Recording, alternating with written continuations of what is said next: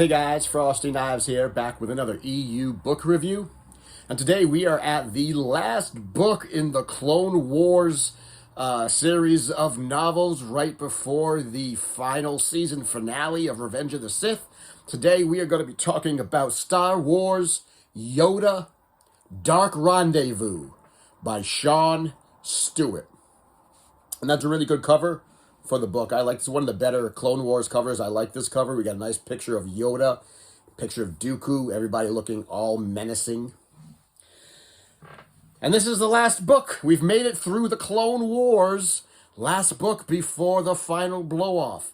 This book was published in 2004. Clocks in at 329 pages.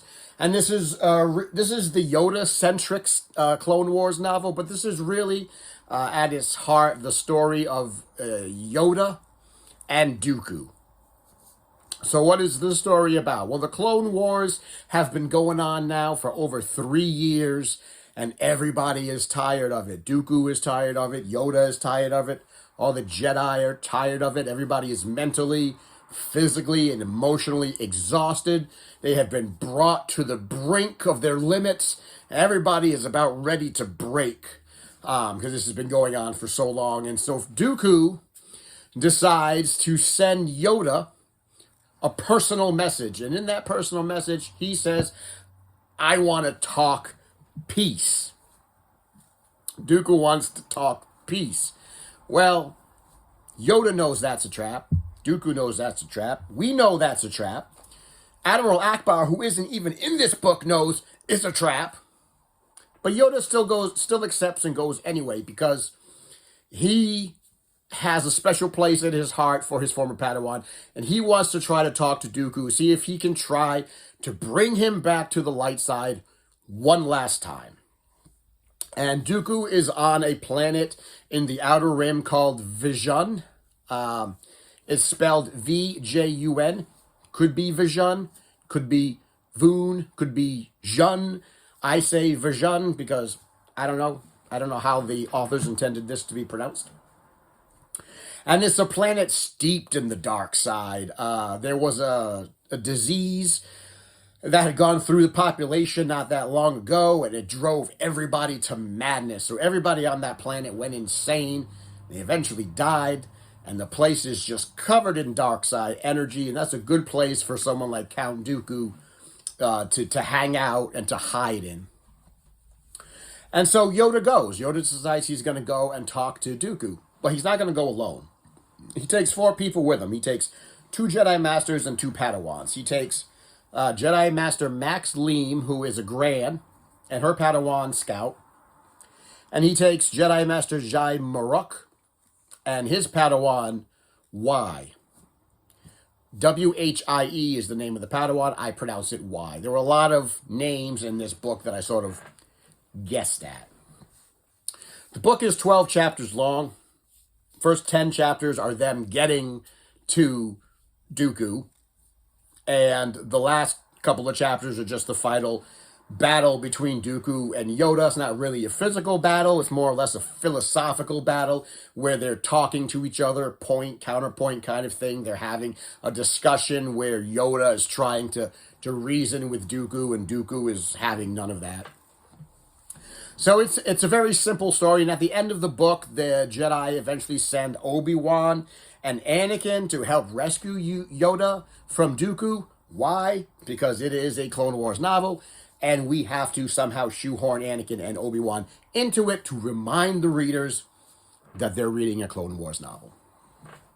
They've been shoehorned into most of them. Also in the book is Asajj Ventress, Dooku's right-hand assassin. So those are the major players of the book. Now, as we all know, it doesn't work. Dooku doesn't get turned, and Yoda doesn't get killed, but it was a good try.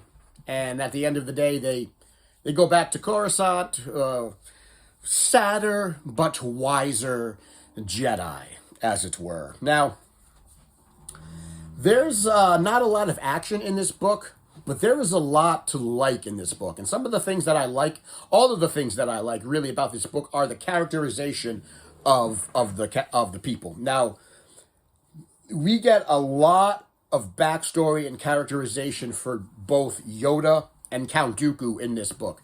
This is probably the most character development in a book that Count Dooku has gotten. It's all through the whole book. The author spends most of his time developing the character development of Dooku, some of his backstory, some of when he was young, his relationship with Yoda, his relationship with Sidious, his relationship with Ventress. And it's really good. We get to see a lot of nuance and complication with Dooku. And he's not just cut and dry. He's not just a mustache twirling villain. He's not black and white, because there's a lot of nuance to him. A lot of what Dooku says and thinks is valid points, being that the Republic is corrupt and that the Jedi are serving a corrupt Republic and all of these things that he sees. He's not wrong. He's just being manipulated. So I really like the character development that we got for Dooku. I like the character development that we got for Yoda. Now, we didn't get any major revelations about Yoda in this book, his backstory, his race, his planet, none of that. What we did get, and I thought it was interesting, because I suspect that it's hard to write Yoda, both with his mannerisms and his philosophy and his speech patterns. But what Sean Stewart gave us in this book was sort of a blending of the Yoda from the prequels and the Yoda from Empire Strikes Back. So there was equal parts Jedi Master, great Jedi Master with great power, who is somber and philosophical, but there was also parts of Yoda where he's just that goofy, cackling swamp toad from Empire Strikes Back, where he's just hitting everybody with his stick and being all crazy and nutso and just, being that sort of eccentric, ridiculous Yoda. We sort of get both of those in this book, and I liked that. I liked that we got to see the serious side of Yoda, but then we get to see it bridges the gap to the Yoda from Empire Strikes Back, where he's literally an eccentric swamp toad. I mean, they call him that a lot of times in the book. Call him an old swamp toad, and his mannerisms and his laughing and his cackling and his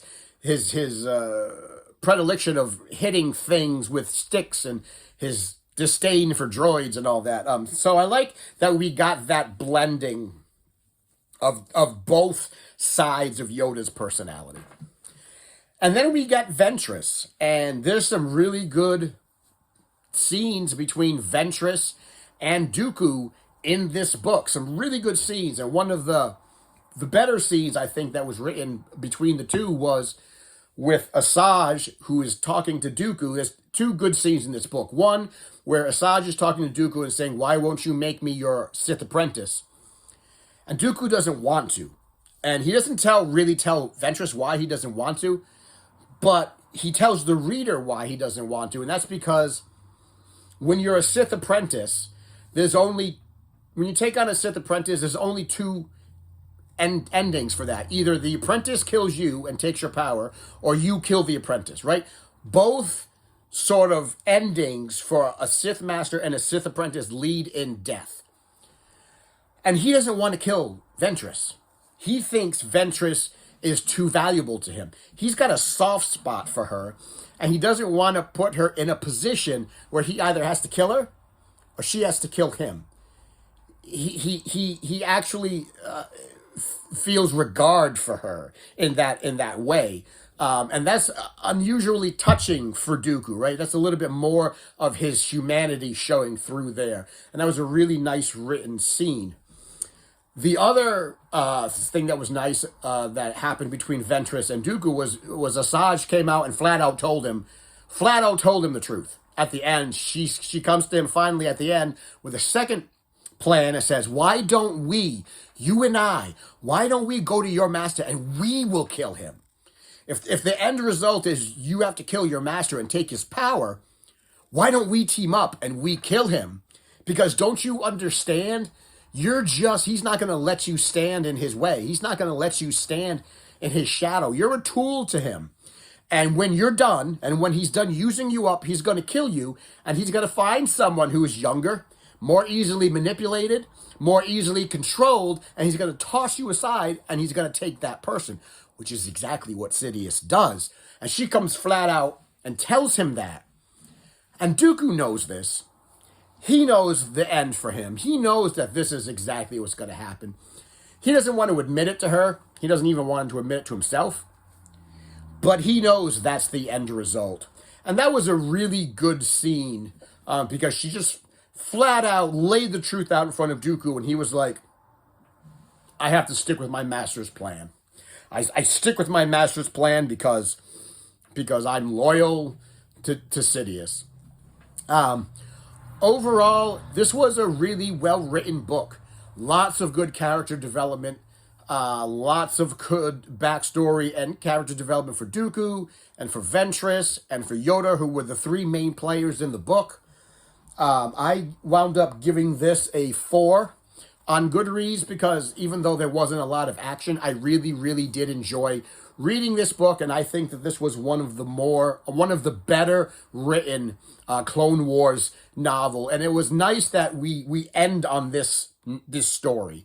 That we sort of started way back when, right? With Dooku and Yoda in Attack of the Clones, with the Battle of Geonosis. And here we come at the end of the Clone Wars, and we've got, again, Yoda and Dooku, one last try at some kind of diplomatic ending. And it was nice to bring the Clone Wars like that all the way full circle. This was a solid 4-star read. And I would recommend reading this book. Even if you're not reading the Star Wars books or you're not reading the Clone Wars books, I think this is one of the Clone Wars books that's well worth your time and well worth the time it took to read it. So guys, that was my review of Star Wars Yoda Dark Rendezvous. I don't know what it is with these books with multiple levels of titles. It's weird. The next book that we're going to be reading is the prequel to Revenge of the Sith, and that is going to be James Lucetto's Labyrinth of Evil, the must-read prequel novel to Revenge of the Sith. We're almost there, guys. We are almost at the end of the Clone Wars and at the beginning of the Empire. So, guys, that was my review. Did you like it? Have you read the book? Have you read any of these books? And if you did you like them? Did you not like them? Tell me what you thought of this particular book or any of the books that we've talked about so far. And if you did like the video, give it a like, give it a thumbs up, comment down below what you thought about it or what you thought about anything. Pass it around, share it with your friends, share it with your enemies, share it with those lovely little swamp toads that just want one more stab at peace. And until next time, thank you for coming to my TED Talk, and I will see you in the next video.